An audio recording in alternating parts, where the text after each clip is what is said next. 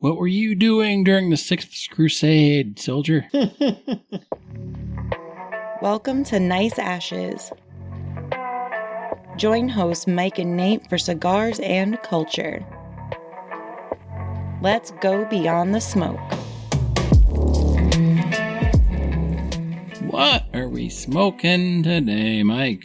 We are smoking the Tatiana Rum. The cap is very sweet, and the cigar does smell good. Yes, it does not taste or smell like rum, but it smells good and tastes good. So, yes, I can't really complain. It does not smell or taste anything like any spirit of any kind.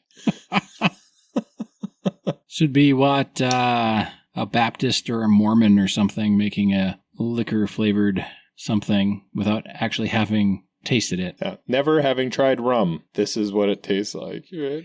Or like, have you ever seen those medieval paintings where it's like, hey, can you paint a crocodile? Oh, yeah, sure, I know how to paint one of those. How about a horse? Yep, I can paint you a horse. Can you paint me a horse facing me? What now? Facing you? And it's like the most ridiculous picture of a horse you've ever seen. Oh, yeah. Medieval art is, it's a trip sometimes. I enjoy the tapestries, though. Yeah. I almost lit this thing with my Bic lighter.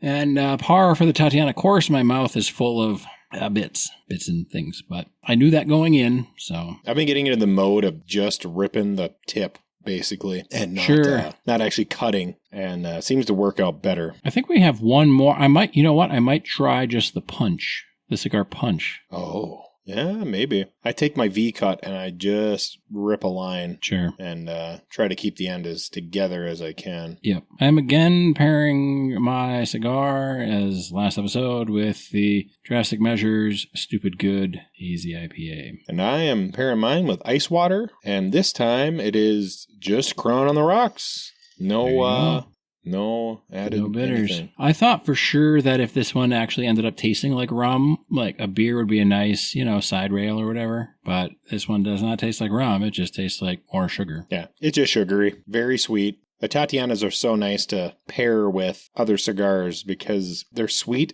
and they're strong tasting. So They can get smoked after anything. It doesn't really matter.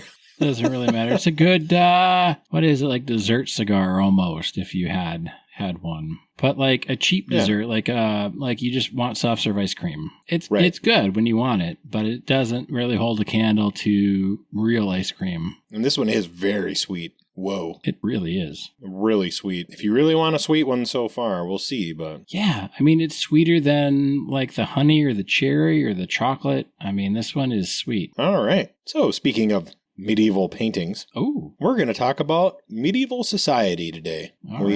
We need a little break in the action. We're talking about serious topics, so we're going to have a little fun. And we're going to talk about medieval times. Are you sure this is going to be fun? You sent me like 57 documents. Oh, most of those are just corroborating documents to back up the stuff that I'm going to talk about. The fun that you're going to talk about. If we get to the part that I am hoping to get to, it's going to be not fun very quickly. Okay. But I will stop distracting you so we can get to the not fun part in our fun episode. There we go. So for those of you who look it up, medieval society was sold itself as being a society of 3 estates. And those 3 estates were the clergy, the rulers, and the farmers, right? So this, as we know, well, what we're going to find out, isn't exactly true. First of all, 2 of those estates are one group, and we're going to find out. And the other one is 85% of the population, and they pay for everything. So the farmers. We're going to call them farmers for now. But we're going to get into it. We're going to call them farmers because they're, when you ask the internet, it's, they don't say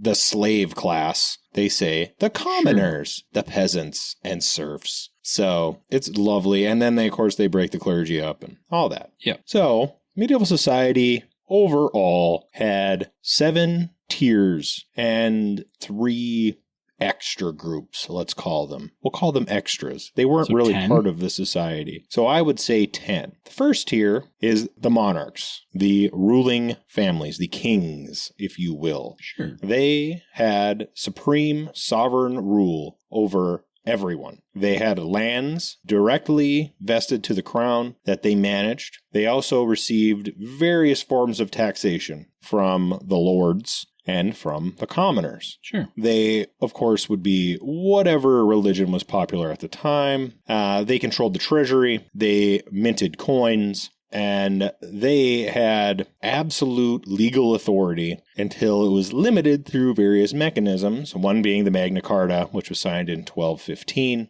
They were exempt from being tried in courts. And they were only accountable to God directly, right? The idea of the monarch is that they get their authority from God. And in real terms, they additionally had authority because of their military power and their taxation. And their ties back to Canaan. 100%. 100%. The monarchs were a fixed hereditary system. This would change with conquest, and these conquests were usually their relatives. So when you changed monarchs, you weren't really changing bloodlines so much as you were changing individual rulers within that group. Yep.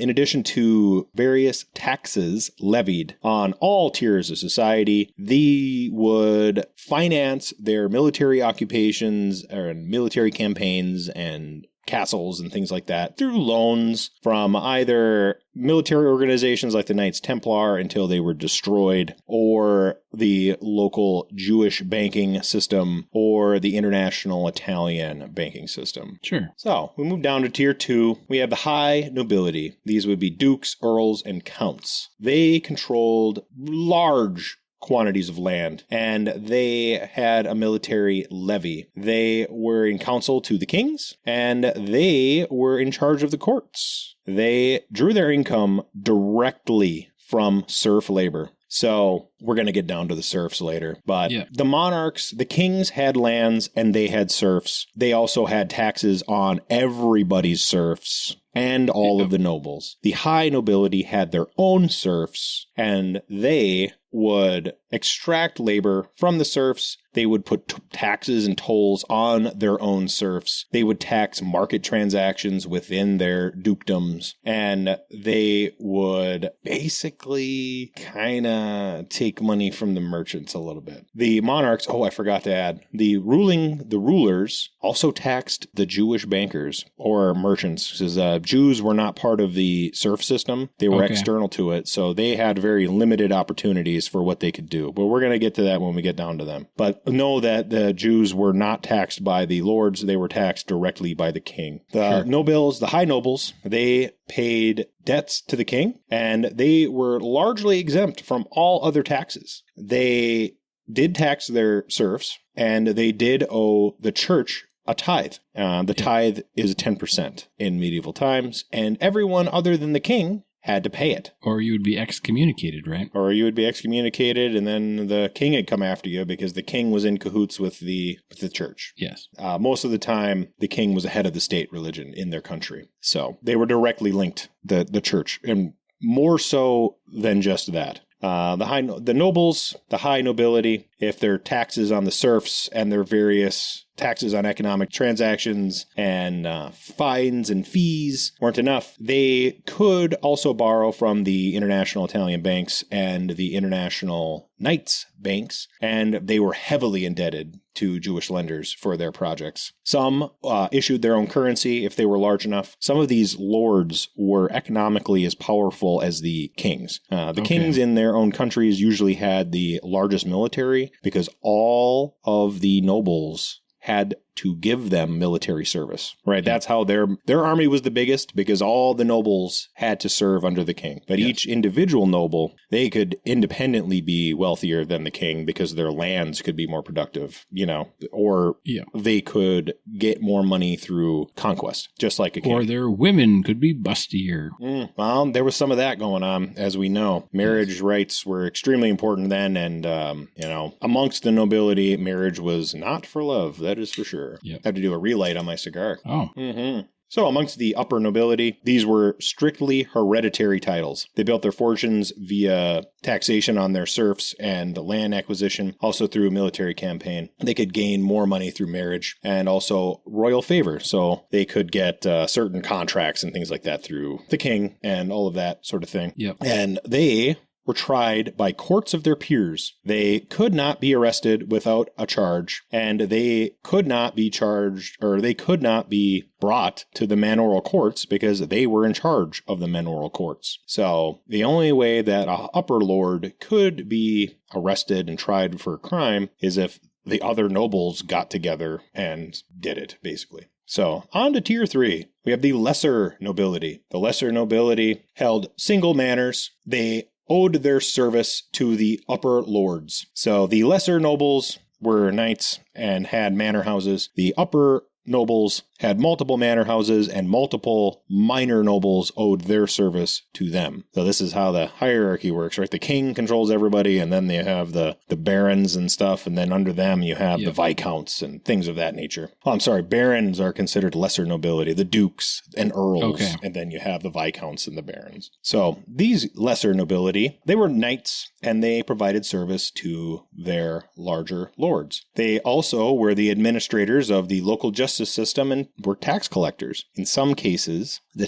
tax collectors were Jews, which got them in trouble sometimes when pogroms happened, of course, because everybody hates the tax man. Yep. So as a part of this system, if you weren't a serf, a noble, or a clergy, you were exploited, right? And so any job that the nobles didn't want to do, they would push off on those whom they could exploit. The lesser nobility were exempt from most direct taxation. They did pay taxation to the king. They also had to pay a tithe, but this tithe was only on the lands that they held. Okay. Now, these gentlemen, they had more limited means because they only had a single manor, which means they didn't have huge numbers of serfs to tax and to steal from. Sure. So these gentlemen were heavily indebted to the lending system. And in the Middle Ages, you had the pawnbrokers, you had money merchants, and then you had international banking. The international banking was largely done by military orders and by the Italian city-states. And the merchants and pawnbrokers were largely Jewish because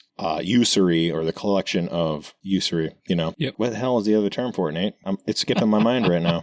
Interest. Interest was banned by the church. I was thinking about city-stato, which is the Italian city-states. So I was like off in that land, and then you're talking about usury. Yeah, interest. Like, so switch gears here. Charging of interest was banned by the church. So the only people that could collect it were organizations that were authorized to do so by the church, aka the Italian bankers, or people who were not Christians, which in Europe meant Ashkenazi Jews specifically, because they're the European Jewish population. And these particular individuals were heavily indebted to their local moneylenders because they had very limited taxation income.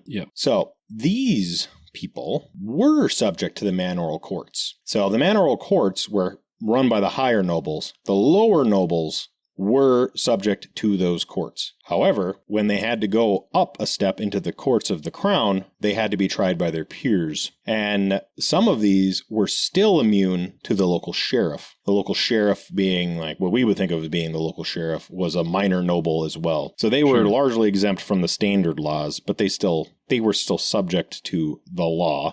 The lesser nobility were hereditary. They were highly dependent on military service, and debt and wardship would destroy them if they allowed it. Also on tier 3 were the clergy, senior clergy. These are the popes, the cardinals, and the bishops. The people that administered the church. These people, the senior clergy, also held land. They had vast land holdings equal or greater to any individual secular lord. The Catholic Church was the largest landholder, still is the largest landholder, but they were the largest landholder of the era. They were exempt from all secular taxes, and they would occasionally pay a gift to the monarch if the monarch was in an emergency.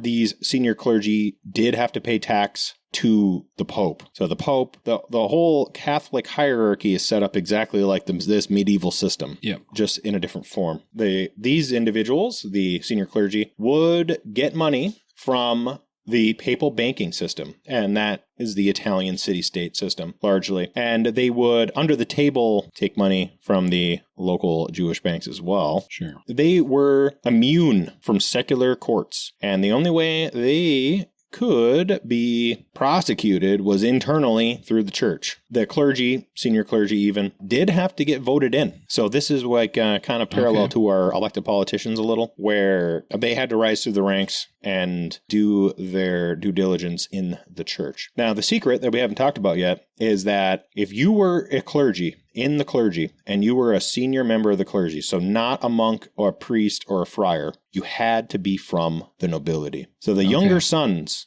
of the high nobility and the lesser nobility, they all went into the church, more or less. Sure. So when you had your local bishop, the local bishop is probably the cousin or the brother of the local lord. So if you're a peasant and you have a problem with the lord, you can't go to the church because the bishop is the brother or the cousin of the lord. So all of the authority was all held by the same group of individuals in this society. I'm not saying there's parallels to ours, but... No, but I mean, if you think about it, at least in terms of like the movies set in medieval times, or even today, you've got the same thing with townies, potentially, right? And sheriff departments and the district attorney and things like that. If you knew there was a family feud, you could go to one or the other for your grievance and potentially stand a better chance of being heard depending on the family feud, if they were infighting within that family, right? Right. Oh, absolutely. And they would turn against each other. Sure. The Catholic Church of this time also held armies. Like I say, they held lands and serfs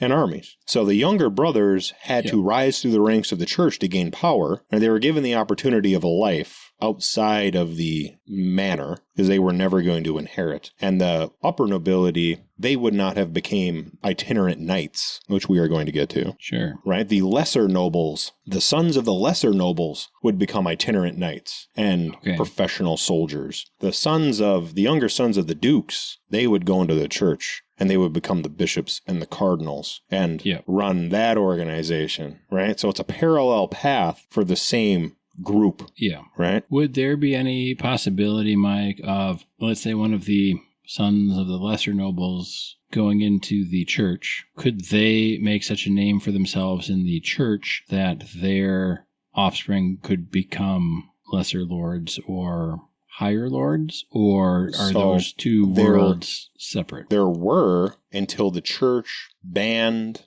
clergy from getting married. Oh, so that started to become a problem because the younger brothers were as or more competent than the older brothers. And through church mechanisms, they were gaining more power than the older brothers. So they put an end to that cycle.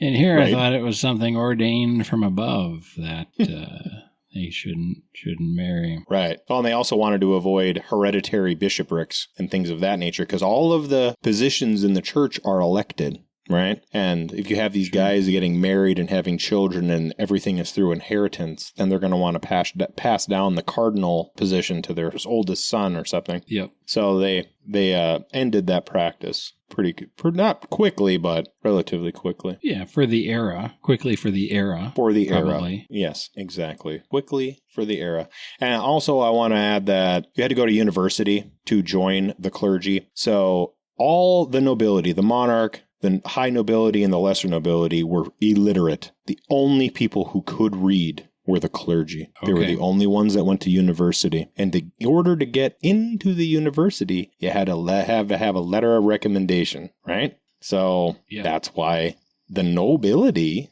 could get in, right? You were a serf, you could get in if you had a letter of patronage from your lord. So any commoner that got into the church was a patsy, he was an inside man. You know what I mean? Like they weren't sending anybody. He was a good fella, Mike. Yeah. He was a good boy. He got his mind right. Uh-huh. So down on to the What were you doing during the Sixth Crusade, soldier? Oh, boy. I was doing my part, sir. I was doing my part. So, on to the fourth tier. We have knights. And of course, the knights primarily performed military service. They were considered minor lords, well below the lesser nobility. They did not have titles necessarily other than sir. Yep. Some of them did in fact have manor houses. Many of them were household knights. So they would live full time with a greater lord as their servant, basically. Their lead, Sure. their full-time entourage. Kind of like a bodyguard, but not so much day to day, but similar. Definitely day to day. You have to keep the peasants from uprising, right? And yeah, then, but of they're course, not they would go following on the Lord military around, campaign. but they're there every day to do military actions required of them. Right. They're like the On a cops. daily basis. Yeah, they're like the police of that era, Like they're there to keep the peasants from uprising. Mike, were the knights as romanticized back then as they are kind of like in maybe not modern Hollywood, but certainly our generation Hollywood? Very much so. Courtly love and all that stuff was started Okay. during the Middle Ages. It was well documented in the stories of King Arthur and all that stuff. These guys, they viewed themselves as being very romantic and honorable and Sure. all the things we think of. That's what they thought of themselves, for sure, which we're going So to it get must into be that a true. little later. Yeah, Okay. It must be true, right? Must be true. So the major sources of income for these knights were tournament and ransom. So they would win these tournaments. They had night tournaments, kind of like we have sporting events. So these guys were kind of like athletes of their era, some of them. And they would also, go around and steal people and ransom them back to their family like rogues. And then those who did have manors, of course, would have serfs and be able to take money from them. And some were mercenaries, and others, of course, worked directly for a lord and would get income through that. Their tax burden, of course, was the tithe. They would pay dues to the king if they owned a manor, and they would do their military service or a fee if they did not want to do military service, which, of course, they mainly did military service. The upper nobles and the lesser nobles did not have to do military service if they paid a tax. So they could get out of doing military service. So same as today. Yeah, exactly. If they didn't have a good source of income, they could, of course, go out and try to win tournaments. They also were heavily indebted to the Italian and Jewish bankers, and many of them were heavily indebted to the Knights Templar when they went on crusades. Heavily indebted. The knights could be tried in a manorial court if they were in that area. They did have a legal knightly status, and they had to be tried by their peers. If a knight held land, that title would become hereditary. You could earn a knighthood through military service or through the tournament circuit. There was a certain amount of meritocracy to becoming a knight for foot soldiers. So you could become a knight if you were already a soldier. And the crusades were a major source of, crusades and military campaigns, major source of advancement for the knight. Also at the fourth tier, we have the priests. So this would be your local priest, the local guy, the guy that you tell your secrets to so he can pass it on to the Lord and they can manipulate you. Tell me your sins. How long since your last confession? Yeah, exactly. Oh, you're plotting to overthrow the Lord here. Well, God will forgive you after 7 Hail Marys. But guess who's not going to forgive you? Right. The Lord. So they got a small percentage of the local tithe as their income. They were exempt from all taxes, all secular taxes, but the parish priests had to pay the bishops. Okay. So the parish priest was in charge of collecting the tithe from the serfs, and then they would pass along that tithe to the upper clergy, and they would, take the remainder for themselves. Yes. They, surprisingly enough, many of them were involved with banking, local banking, without collecting interest. Interestingly enough, many of them were tied in with the Knights Templar and other military organizations like the Teutonic Knights and things of that nature. But they also would, hold lines of credit for individuals. They had the benefit of being clergy. They were completely exempt from all secular laws, and they could only be tried in the church courts. Local priests, like the parish priests, were open to all free men. But you had to have a university education, and that meant that you had to have a sponsorship. So the only freemen that made it to being a parish priest had to somehow get their local noble to sponsor them to university. The Fremen. Yeah, the Fremen. The Fremen. We're getting a picture of the upper class here. This is the big tier, right? So now we're going to go down to tier 5. But the upper class, these are the priests and the knights, right? The ruling class. Do you want to do a cigar check quick before we get into... Yeah, the lower orders. Yeah. Yes. Yeah, it's still very sweet. It is. You know, the Tatianas are interesting cigars, and as such, I feel like this one's pretty decent in the general Tatiana line. Doesn't taste like rum. It's sweet. It's pleasant. I don't really have anything else to say about it. I have nothing bad to say about it. I did my little snip cut. I'm not getting any dirt in my mouth. It's extremely sweet. It's dark. It does. It's a little darker than most of the Tatianas, I have to say. Yeah. Maybe it's just me. It really is. No, I think it could be an after effect of the ITC, but it does appear to be a little darker, and not a bad thing. No. So, yeah, for a little recap of the upper orders, all of these people we just talked about are all the same people. They're all the nobility. Because if you're talking about the priesthood and their offspring or brothers or offspring and their brothers, and this is all the same group. We're talking 15% or less of the population, right? And it's less. It's less than that. It's like 5%, right? Like 5% of the population. These are the people that are in charge. And here we go. On to tier 5. Nice. So, tier 5, we have the yeoman, the freeholder, a franklin, whatever you want to call them. Pretty small group. These individuals held land without servile obligation. They were not nobility. They were farmers that held land freely, all right? Yep. They could serve as the sheriff. They could serve as justice of the peace. And they could be representatives in parliament. Right? Sure. And that's kind of their job. So that's what they did. They paid fixed rents to their lord. They made their income from farming. Some of them ran mills. So if you had mills like grain mills and things like that, those were largely held by freeholders. They were involved with small market operations. So some of them had stores, and they would accumulate their land through purchasing and inheritance. They were subject to the tithe, of course, and they were also had to pay taxes to Parliament. They did not pay the Harriot or the tallage, which is basically the taxes that serfs had to pay. So they were exempt from all the serf taxes, but they did have to pay taxes on their land to the church, and they had to pay to Parliament. Sure. They had access to the royal courts, and they had access to credit lines, and they had land rights, and they could use their land as collateral in the banking system. They could sue. They could be sued. They could serve on juries. They did have common law and property rights. Okay. Eventually, the prosperous yeomen would enter the lower gentry, right? As they accumulated more land, they would get bestowed titles. And then, of course, they would stop being part of this freeholder and they would start being part of the nobility. So these guys are kind of like in between. Not very many of them. Also, but like a buffer zone almost. They're like a buffer zone. They were also, if they fell into hard times, they could be pushed into serfdom. So they could go up or they could go down. Also on tier 5 were the merchants and the bankers, right? The merchants and the bankers. Now, these merchants and bankers were largely not Christians, right? Some of them were. If they were usually morally ambiguous. The majority of the merchants and the bankers were Ashkenazi Jews in medieval Europe.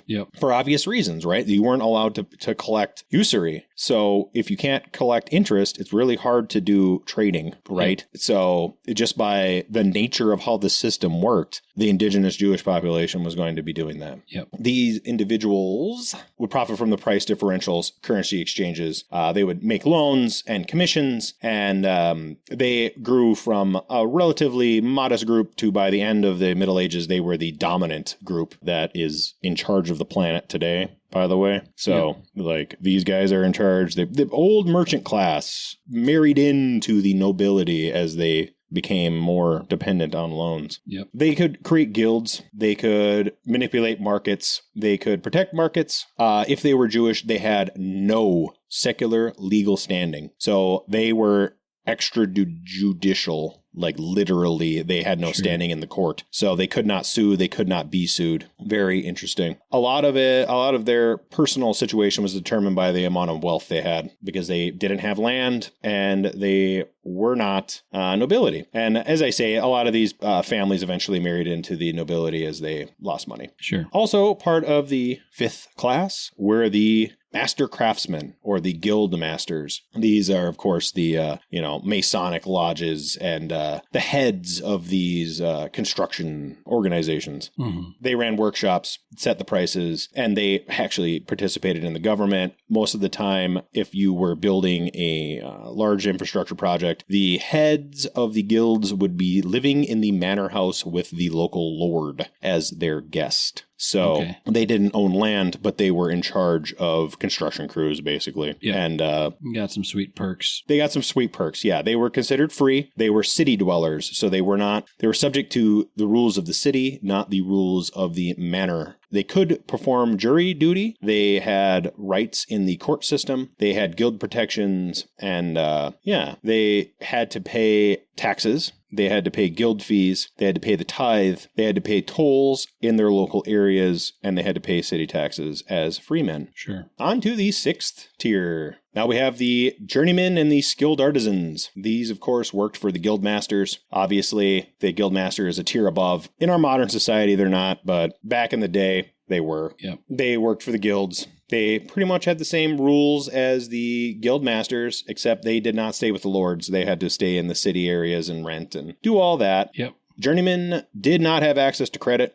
Basically, they were itinerant, so they had to work for their wages. They were paid a fixed daily rate, and they had to pay all the tithe and the local taxes and all those things everybody else had to. Also on the sixth tier, you had the free peasants and the villagers. So the free peasants, similar to the yeomen, they worked for the farmers, and they rented land. So the yeomen owned the land, the free peasants rented their land, and they were considered free. They weren't tied to any land. They could be seasonal traveling labor. They could pay rent for their lands. They did have to pay a tithe. They did have to pay the local taxes, but they did not have to pay any of the serf taxes. Right. They did not have access to the banking system of any variety, and they were largely involved with the barter economy. Okay. They had little to no property rights, but they did have access to the royal courts. So that's good. Also, they could be forcibly conscripted into the military. Sure. Which is less good. Less good. Yep. You were born free at birth, mostly. You could be forced into serfdom if you were a free peasant, just like the yeoman. All right. Then we have the full-time... Just like today's middle class.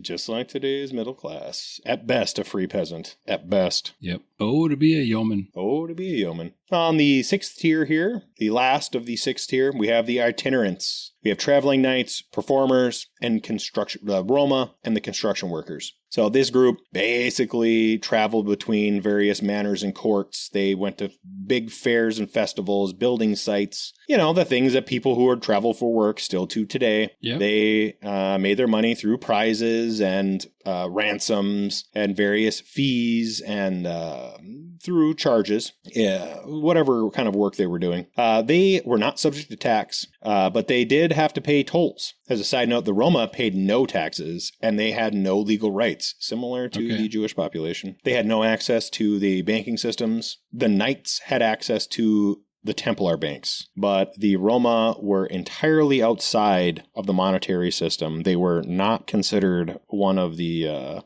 citizens of the empire, so to speak. Yep. Just for reference, the Roma moved into the Eastern Europe somewhere 7 to 900, and by 12 to 1300, they were everywhere in Europe, documented that we know of. Yep. So they were there for the entirety of the Middle Ages. So there we go. The landless knights could raise their status through winning tournaments, but everybody else just kind of had to do their stuff. All right. So on to tier 7. The landless poor. These were day laborers, seasonal workers, migrants, beggars. They basically died off whenever they had a plague. Yep. They did wage labor for the lords and the farmers, seasonal work, that sort of thing. They had to pay a tithe to the church, believe it or not. They had no other taxes because they were excluded from the entire political process. They had no access to any financing. They had no legal status. And They were born into that position. So if your parents were a landless poor, you were a landless poor.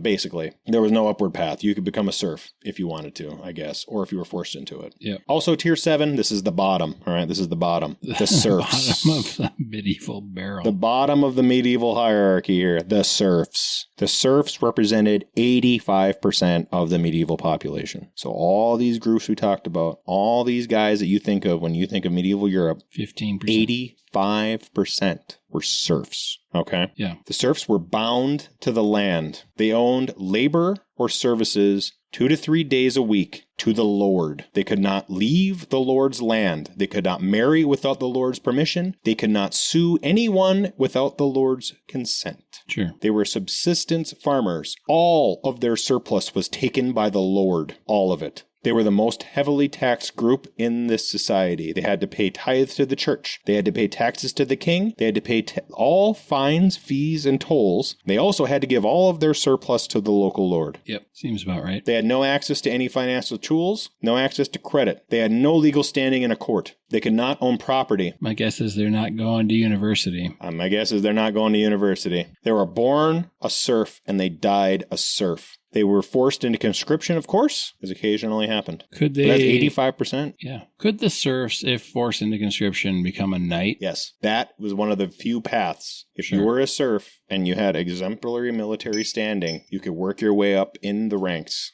and make it to the status of a knight. But why would the Lord allow his serf to go do that when he needs them to farm? Well, he needs them Steal to their farm, shit. but if it's a matter of conscription, would he rather his serfs get conscripted and potentially die, or, his offspring? Oh, and that's exactly the sort of decisions that were made, right? I Yeah. mean, well, the lords would send their younger sons Well, to go sure. die. Who gives a shit? They're not going to inherit the land anyway, and the only thing they're going to do is cost them money by going into the church. Yeah. And maybe they'll gain some power, but who knows, right? So, outside of the official system, we're going to get back to the serfs. Yep. Outside of the official system, we had 2 Jewish communities in medieval Europe. We had the Ashkenazis and we had the Sephardic Jews. The Sephardic Jews were largely in Spain, and they were administrators of that state under Islamic rule, and they were harassed. We're going to get into that too. And then the Ashkenazis lived everywhere else. They functioned largely as moneylenders, physicians, translators, merchants, and the key to note is that Jews were considered serfs of the chamber, which means that they were serfs directly under the king, right? Okay. They had no legal rights.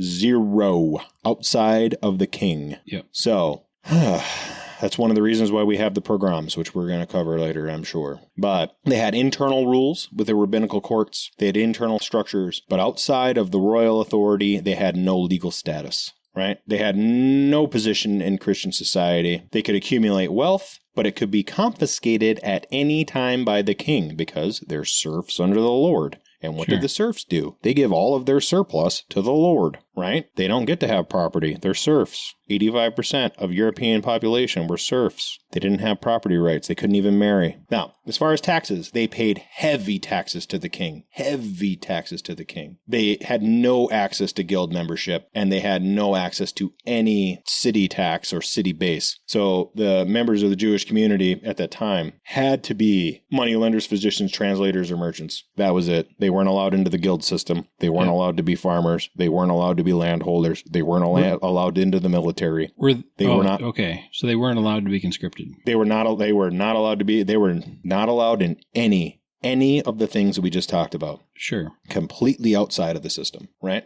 They largely were creditors. And like I say, physicians, translators, merchants. Yep. We also have Muslims, because we have all of the Muslim populations are moving around Europe and interacting with everybody. They ruled Sicily, Iberia, Spain for a while. They, of course, passed on pretty significant agricultural techniques. During the Middle Ages, the Islamic world was more technologically advanced than Europe. Yep. So they were traders, largely. They did not have a legal standing if the rulers were Christian. So that's where it goes is, if the rulers were Christian, they had no rights, but they could do trading. And they were there, right? They were there, but they were persecuted, just like the Jews were, unfortunately. Yep. And then we have the Roma, the Romani, the Gypsies, right? These people were itinerant smiths, healers, horse traders, musicians, fortune tellers, entertainers, that sort of thing. Carnies. They had no legal standing. What do you say? Carnies. Carnies. Yeah, carnies, basically. Yeah. They had no legal standing. They paid no tax other than local levies, and they couldn't enter the guilds. They couldn't do any of those things. I'll also say that in Romania, they were officially classified as slaves, like hereditary chattel slaves. Do we have any questions so far? No. I guess the only question I have is it's starting to sound like a 2-part episode, Mike. Oh, no. We're going to be all right because I still have 2 inches left of my cigar, Nate. Oh, well, okay. Bully for you. How much do you have left? About 1.5 inches. I mean, we're not that far off. There we go. No, I only have 2 other things, really. Okay. We're just covering the overall thing and how it relates to today, you know? We covered the society. Which is not at all. It does not at all relate to today. Yeah, not at all. So we covered how it was set up. A lot of people have these romantic notions, right? But the medieval times was 85% serfs, and then the nobility used the knights to terrorize the serfs to steal their shit. And then there was people in the middle that built all the stuff that we think of. And they were largely without rights, mostly without rights, right? Like... As we covered, the laborers and things like that had some rights if they were in a city, but they didn't have property rights. They didn't have representation in the court. Yeah. So, there was a society where nobody other than the nobility had rights, and they ruled over everybody with an iron fist. Yeah. And 85% were slaves, but they weren't slaves to an individual. They were slaves to land. So they were born on a plot of land and they could never legally leave. Yep. Ever. And I suppose there'd be no reason for a lord to allow a serf to leave. No. Not when you're getting 3 days of free labor from that person. So the lord had land, the serfs would work the lord's land 3 days, and then 4 days they could work their own land. But legally, they had to take Sundays off, so they could only work their land for 3 days. And then they would confess their sins to the local priest, who would then rat them up the line and then across over to the lord. So the lord would get wind of all these things going on, and then they could come down and beat everybody down before anything could happen. Right? It was a closed loop. And even if you work your land 3 days a week, the Lord's land 3 days a week, and your land's more productive, let's say, any excess goes to the Lord anyway. So that's correct. Yeah, the Lord had the right to take any excess you had. So it's great. It's great. Fun. So if you're European, 85% chance that you're of serf stock, at least in part. Yep. Right? So we're going to talk about serfdom, because we talk about serfdom and it's like, oh, that sounds crazy. And that's like such a thing in the past. I know there's at least somebody who's saying that in their head. So we're going to talk about when serfdom ended, right? It ended? Nobody told me. Officially, it ended. Oh, okay. So in Western Europe, that means England and France, serfdom ended in the 15th century. Right? 1400s. And what occurred is the Black Death killed a bunch of people, and the peasants started to revolt. Yep. So the lords gave them free status so that they would stop revolting and killing them, largely, in England and France. Well, my guess is the Black Death didn't really care about nobility. No, about a third of the population died off. And what happened is that, so all these lords were collecting all these taxes and all this money, and then they suddenly got a third less money, which meant that they could buy a third less military, which meant that the serfs could, overthrow them. So, and they were also a third less, and they were only 15% of the population to begin with, right? Too. So. Yeah, they were only 15% at max, probably less. Yeah, exactly. So now let's say you were 10%, now you're at 6%. Yep. And the serfs aren't giving you nearly enough money to grow. Yeah. So and they now have the serfs are angry.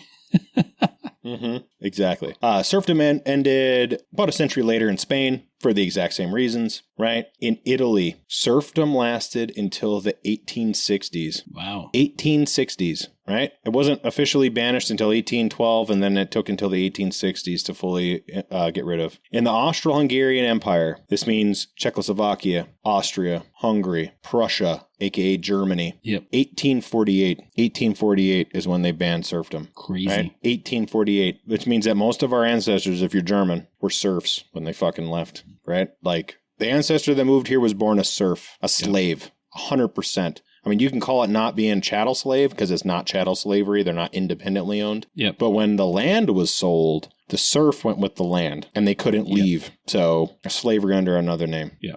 Right. 1848 for the entirety of Central Europe, which is crazy. That's 400 years after England and France. Yeah. Yep.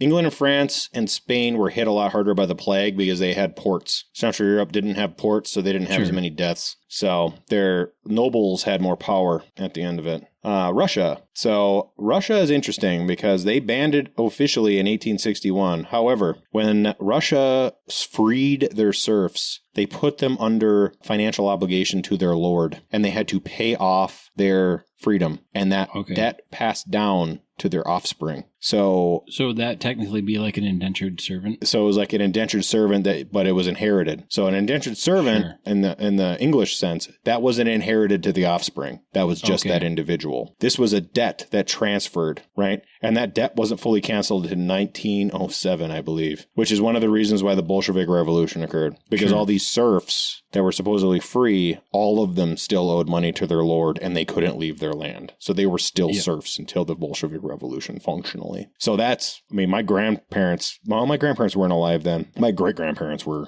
adults. Yeah. Oh, yeah. I mean, my grandparents were born in the very early 20s. So, like, serfdom in Russia was 100 years ago. They had it, basically. Yep. In Eastern Europe, it was 1819 in Latvia. Okay. The Baltic regions, Estonia, Livonia. Yep, 1819. When was the Russian one? When was the Bolshevik Revolution again, Mike? 1917. So, like, World War One. World War One. So World War One ended serfdom in Russia. It also ended serfdom in the Ottoman Empire. Okay. So the Ottoman Empire was like Southern Europe and the Mediterranean. They had serfs until the end of World War One.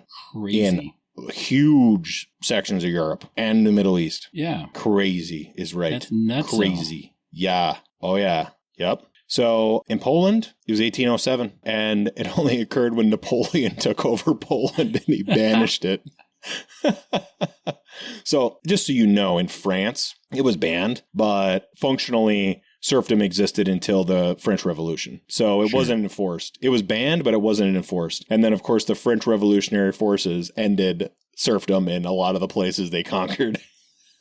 Yeah. Which is one of the reasons why Napoleon was so popular. Like, everybody thinks now we don't think about it because it's so external, but Napoleon was so popular because he freed all the slaves. Yeah. Right? Like, he freed all the slaves in France, and then he freed all the slaves in every place that he conquered. Yeah, I feel like he's a character on the same coin as Columbus, but on the flip side of that coin, in the sense of the coin is misunderstood by history. And I don't know that Napoleon was bad. No. Necessarily. No. Like Columbus was. Like, Columbus was bad, but he's misunderstood by history. And Napoleon wasn't bad, but everyone's like, oh, short little Napoleon, his Waterloo, and blah, blah, blah. It's like, well, he wasn't that short, and two, like, he was fairly competent. He was hyper competent, and he was progressive for his time, right? And the nobility hated him, and they took over after he was fucking dead. So, of course, we're going to think negative things about him through propaganda. Like, he freed the slaves. How dare you free our slaves? How dare you free our slaves? Yeah. Right? Lithuania is the same deal, right? Like, a large amount of Eastern Europe was freed in 1807, early 1800s by Napoleon, basically. Yeah. So Romania has two dates. 1855. 1855 is when Romania freed the Roma. So before 1855, the Roma in Romania were chattel slaves. And then in 1864, they freed their serfs. Of course, they didn't give their slaves enough land. So that's why we had so much immigration from that area. Yeah. As we discussed, the Ottoman Empire, all of their lands, Serbia, Bulgaria, Bosnia, all of Southern Europe, all of Mediterranean, didn't end until 1913 when they were destroyed, or, the end of World War I. Yep. Functionally, the Balkans were freed, so Croatia was freed by Napoleon. Yep. And then Switzerland was also freed by the French Revolution. And then Scandinavia, so Denmark, Sweden, and Norway.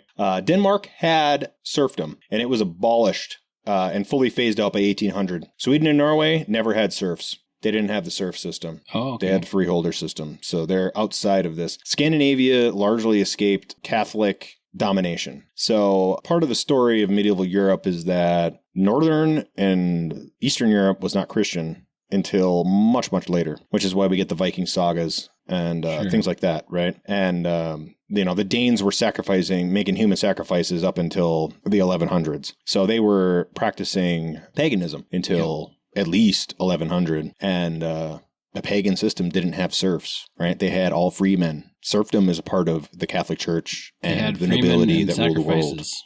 Yeah, oh yeah. They had slaves. They had outright slaves, and they had freemen, but they did not have serfs. That didn't exist. Serfdom was a function of, the Catholic hierarchy and the nobility of Western Europe. Didn't exist in those areas, which is part of the reason I think why, like, Minnesota, North Dakota, and Wisconsin are different than the rest of the country, because all the Swedes and shit that moved here, they weren't serfs. They weren't slaves before they moved here. They didn't have that. Yeah. And then in North Africa, they were under Ottoman rule. So they had serfs until the 1900s. Morocco had serfs until the mid-20th century. Okay, when the French recolonized and forced them to stop. Napoleon 2.0. Yeah. And of course, Japan had serfs until 1868. In the Meiji Restoration, they were a full feudal society until 1868. Yep. 1873 was the last official year that any serf existed in Japan. In China, serfs existed until 1949, and they wasn't fully eradicated until 1953. My parents were alive in 1953, I'm pretty sure. Yeah. They're on the cusp. Yeah. But yeah, China they had serfs very recently. There are people alive today that were born as a serf there. Yep. Tibet was 1959 when they were conquered by China and they banned the serf system. So we think of this like slavery and serfdom as things of the past, but it's not that. It's not that far into the past. Not that far ago. I mean, not that far into the past. We were talking about this maybe in in our kind of 4th of July episode or something, right? Like, it's not really as many generations as you think between one thing and another thing. No. Even if said thing lasted from like 1100 to 1953 or whatever it was, it's a long time for serfdom to exist. But historically, we're not that far away from serfdom. I mean, in some sense, we're equally distant from serfdom as we are from, like, slavery in the United States. I mean, 18 Civil War ended slavery, but then you had until kind of the civil rights movement of the 1960s, which is you're less than a decade away from the end of serfdom in some countries. So it's... Oh, yeah.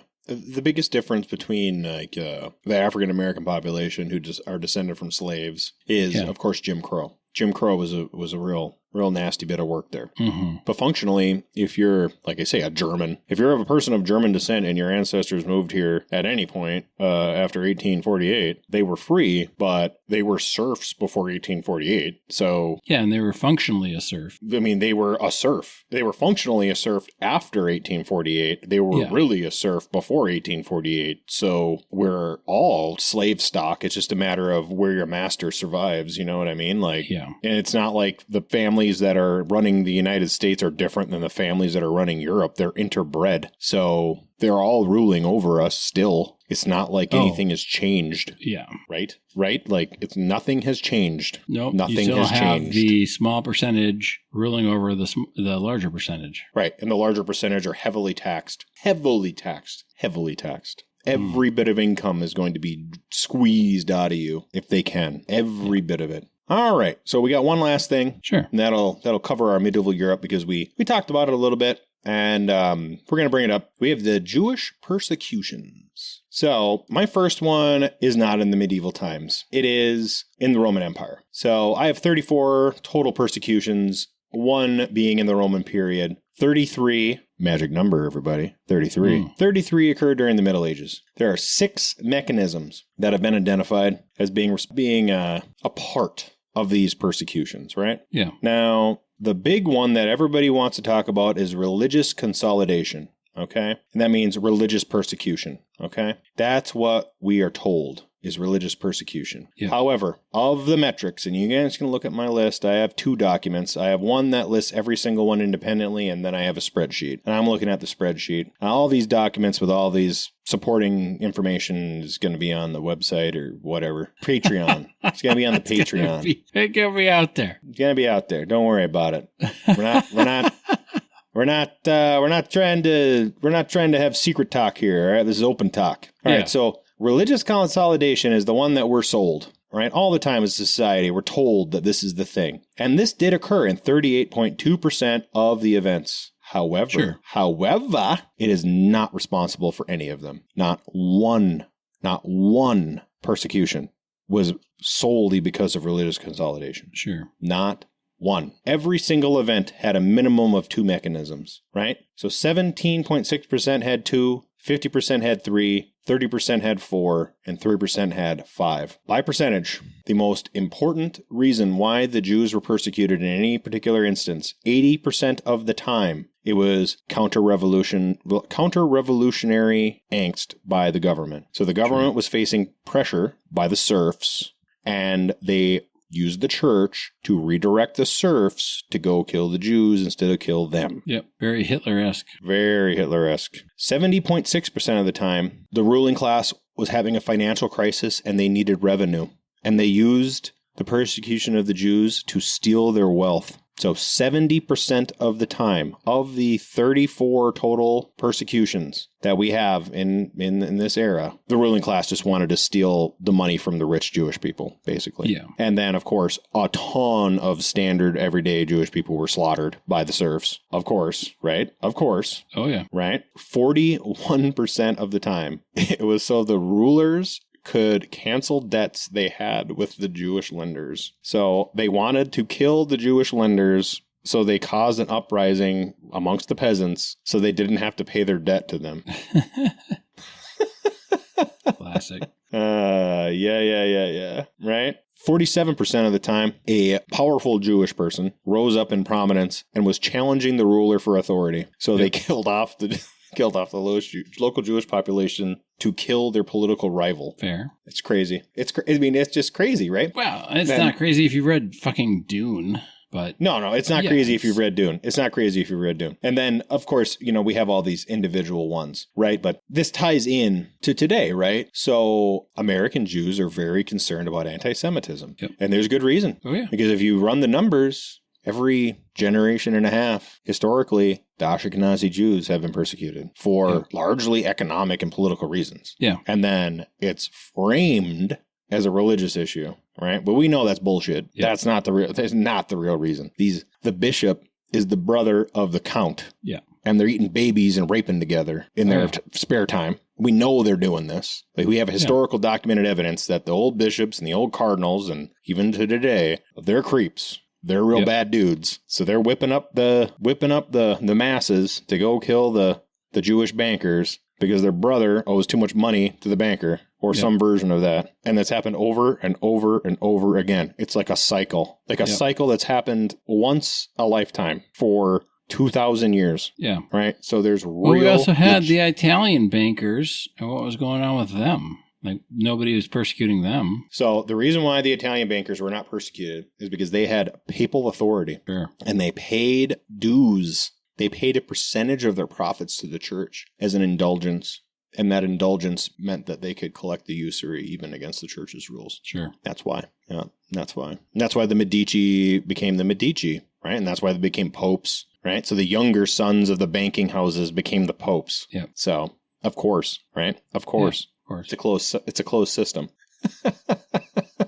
It's a closed system, and we're not in it. Yep. So I just wanted to cover that. That does directly affect us today. The serfs, not ending until 150 years ago, or the 1950s in some cases. And the 1950s in some cases, yeah. If you were Chinese or Tibetan, 1950s, that's in living memory. There's people today that were born serfs. There were people today who were adults before they stopped being serfs. Right? Which is crazy. Yeah. And then the real historical, like I say, I have a list of them. The expulsion from Alexandria, right? The blood libel in England, and all these things. Like, we still hear these talks when we hear in our political discourse, they talk about these events and then they try to blame it on religion. Yeah. But you must understand that is internal fighting amongst the elite groups, right? And it's about money and power. And our ancestors were used as the weapon, right?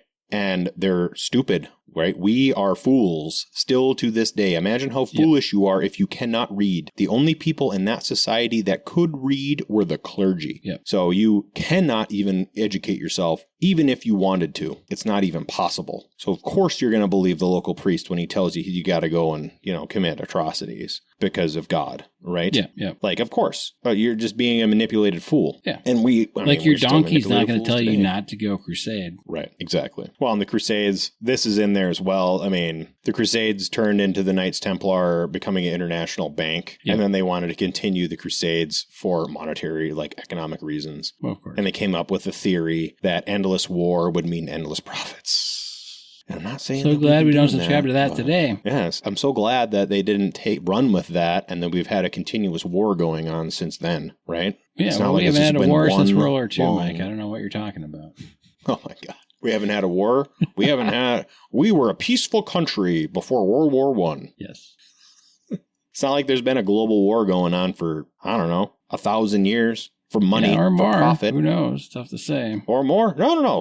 Since the time of Canaan, Yep. right? Since the time of Canaan. Fuck that guy. We're still dealing with the groups that were in charge then. Yep. You know? That's what I mean. Like, and it's all inter-elite battling. And then the 85% were there just as cannon fodder and money. to be thrown We're the into a money. meat grinder. Yeah. We're the money. Well, yeah, we're the revenue source. We're the revenue source. We're the source of all of their power, right? Yep. And if you And the body is participate, thrown at chemical warfare and whatever the fuck else they have in mind. yeah.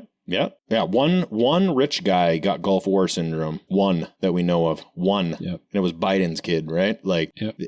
he was a fool. I mean, you know what I mean? Like, he was a fool for a rich guy. That's all we can say, Oh, yeah. right? The rest of us are just suckers. And we always have been. 85% serfs. Think about it. And now we're going into techno-feudalism. Right? Yep. I'm sure everybody's heard the term techno-feudalism. This is where they're going. Well, you know, why is it schools are passing kids through that can't read? Well, it's a lot easier to control a population that can't read, isn't it? Yep. They can't verify a fact. How can you verify a fact if you can't read? It's impossible. Just watch Idiosyncrasy. Oh, I'm sorry. Idiocracy. Just watch Idiocracy. I think it's going to be worse than that. It's going It's to going have to be worse to be. than that. They're going to have to mass I mean, kill we're people. almost already there, dude. I mean, we are kind of there. It's shocking. Half of high school graduates can't read at an 8th grade level. Are you fucking kidding me? Like, what even is 8th grade level? 8th grade level, I don't think you could work at McDonald's. No, they don't have employees at McDonald's anymore, Mike. They got big touch screens. You just go in and you push picture. I like burger.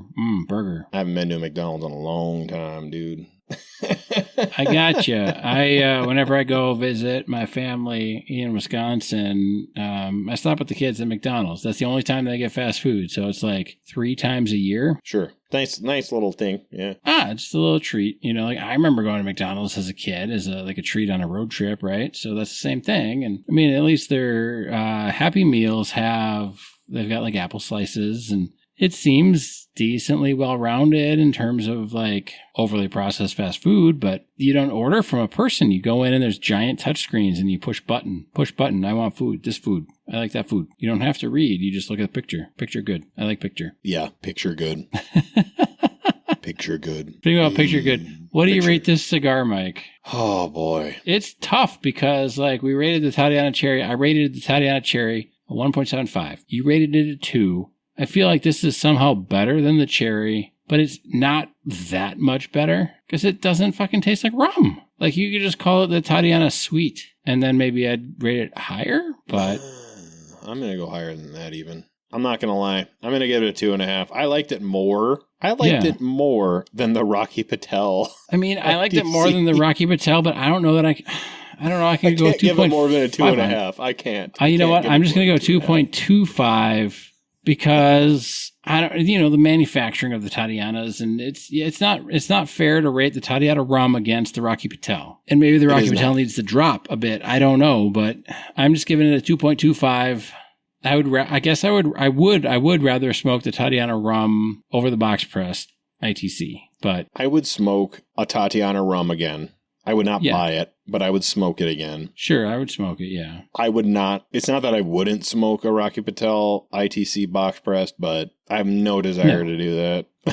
No, I have no desire. And honestly, like the Tatiana Rum is like an overly sweet factory smoke sweet. And I'd rather smoke the factory smoke sweet because the manufacturing standards are tighter. It does remind me, the flavor profile reminded me of a factory smokes, but not nearly as good. Not nearly. The factory smokes is a good cigar. Yes. A good cigar. I've smoked, since we did the show on them, I smoked my whole box. And I smoked a box of the minis between my wife and I. So I smoked, how many ever of the minis. I think there was 52 a box. I don't know if I gave you any or not. I gave a ton away. I don't think so, but I've smoked most of my sweets. I've only got less than a handful left. I think I have one left, maybe, and of the Robustos. And then, like I say, I know I gave a ton away. I always bring them fishing and hand out cigars to guys. Yeah. And I bring stuff like that where it's like a cheroux or the sweets, something small and nice that everybody's going to like, you know, something a little nicer than a gas station cigar. Yep, for sure. And everybody takes them and they love them, you know. Yep.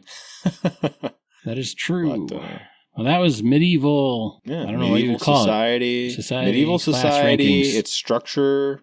Well, it's the social structure of medieval society and how it relates to today, right? Like, is that social structure any different than today? You got to take out clergy and put in politicians and take out clergy and put in Hollywood, right? Like, you can't tell me that this actor or actress is a direct descendant of all these rich and powerful people and that's an accident. Like, you can't tell me that. These people are planted, right? Like, you just can't. We know that the people who are in charge of all these social things and all these systems that we are impressed by, they put ideas into our brains. They're all part of the ruling elite, the same ruling elite that's been in charge for 2,000 years, at least, possibly 7,000 years, going all the way back to Canaan, right? Like, the same people are in charge, and they're still manipulating us, and 85% of the population are still just serfs, and they tax the shit out of us for everything, and they slaughter us in blood sacrifice. Right? Like, what else is this war stuff that we're doing for no reason than a blood sacrifice? There's no reason for it. Not a real reason. Not what they're telling us. Not really. I mean, I get notifications. We've signed a ceasefire, and then all of a sudden, like the next day or later that same day, it's, so-and-so attacked such and such, and this and that and the other thing. And it doesn't make any sense, Mike. It makes sense, but only from a certain point of view. I'm just saying. Only from a certain point of view, and it's not the point of view of what they're telling us, and you're not really supposed to talk about it. Explain this to me like I'm a serf. Explain this to me like I'm a serf. It makes sense from a certain point of view, but it's not the point of view you're going to find on TV. No. Or mainstream anything. Like, no. Yeah. And like I say, there are real concerns about the history. Like, this is a pattern. We're in a pattern. It rhymes. Yep. We're in a pattern. And we're overdue for certain events. And we got to fight against them. It's not good. It's not a good pattern. We got to break the cycle. Somehow, we got to break the cycle. But that won't be you or I doing it. It'll just be us being aware of what's going on and not participating. Yeah. Well, on that happy note, thanks for listening, and we will catch you next week. Be safe, have fun.